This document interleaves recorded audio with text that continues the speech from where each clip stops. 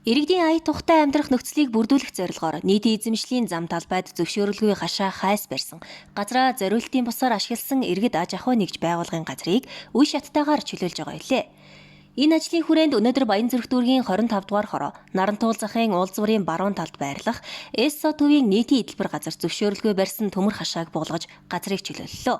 Тус төв нь зөвшөөрөгдсөн талбайгаа дур мэдэн сунгаж нийтийн эдэлбэр газрыг хааж төмөр хашаа барьсныг дүүргийн газрын албанаас газар чөлөөлөх шаардах хуудас өгсөн хэдий ч зөрчил арилгах хуулийн хугацаа дууссан тул өнөөдөр ийхүү албадан буулгалтыг хийж байна. Явган хүний зорчих эсхийг чөлөөлж өгснөөр орчны тогтчлтын ажлыг хийх боломжтой болж байгаа юм а.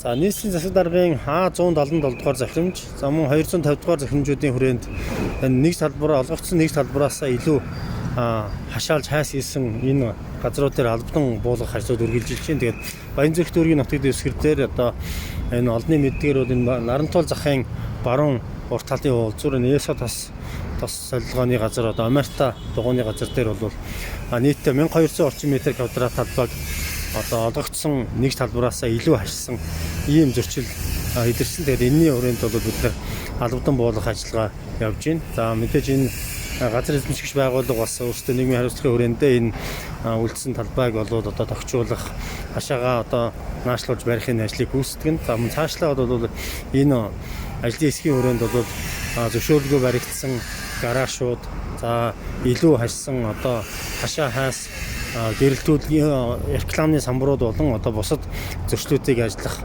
арилгах ажил бол үргэлжлэж явж байна. Цаашид Баянзүрх дүүрэгт нийтийн эдэлбэр газарт зөвшөөрлгүй баригдаж олон жил болсон гараж чингэлгүүдийг албадан буулгаж дүүргийн иргэдэд нэн шаардлагатай ногоон байгууламж, тоглоомын талбай, явган хүний зам, автомашины зогсоол зэргийг төлөвлөн барьж байгуулах талаар холбогдох албаныхан мэдээлж байлаа.